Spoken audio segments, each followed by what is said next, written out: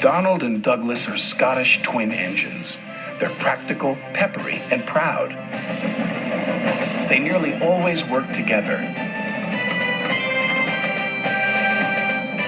One day, Donald and Douglas were chuffing through the countryside, hauling a heavy load. Down the line, Trevor the traction engine had been struggling with a big cartload of hay. Crossing the tracks, the cart's wheels had broken off. Then Trevor heard a whistle.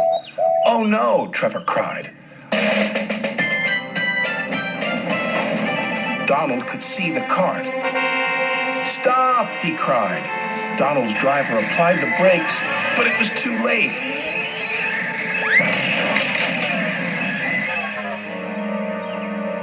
Luckily, no one was hurt.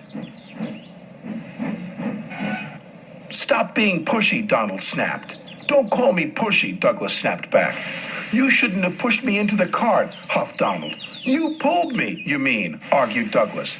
"Didn't. Did. Did not. Did too." Before long, the track was cleared, and Donald and Douglas were on their way. The twins were so cross they refused to speak to each other for the rest of the day.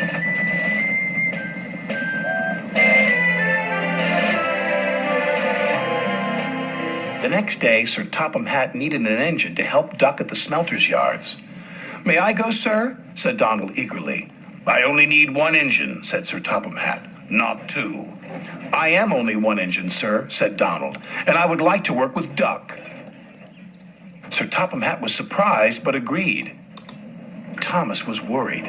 "Won't you miss one another?" he asked. "I know I'd miss Annie and Clarabelle. I'll work better on my own," sniffed Douglas. "I have work to do," huffed Donald. At first, Donald enjoyed working with Duck.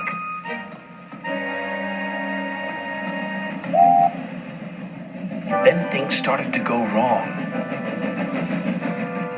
"Did you shunt those freight cars onto the other line?" Donald asked. "You said you wanted them on the other line," Duck replied. "Not that other line, the other line." Donald was cross.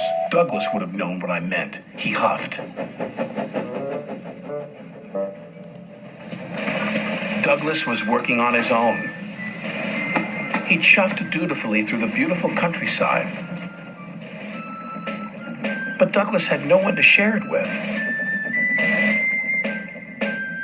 Although he tried not to, he was beginning to miss his twin.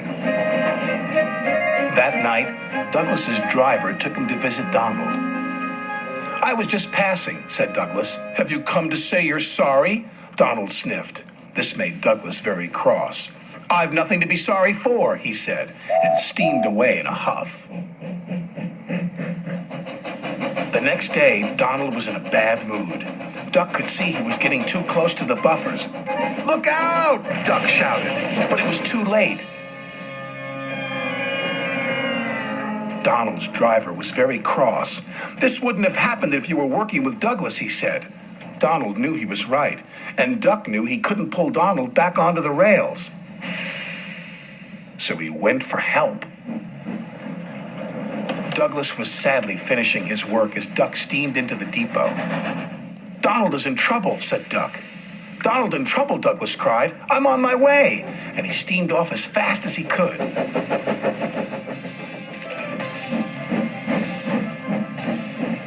Douglas struggled and struggled. He finally pulled his twin gently back onto the tracks. He was relieved Donald wasn't hurt. "Thank you," Donald said, "and I'm sorry." "No, I'm sorry," said Douglas. "I'm sorry," insisted Donald. "Don't argue about who's sorry," chuckled Duck. "Just be glad you're back together." And they were.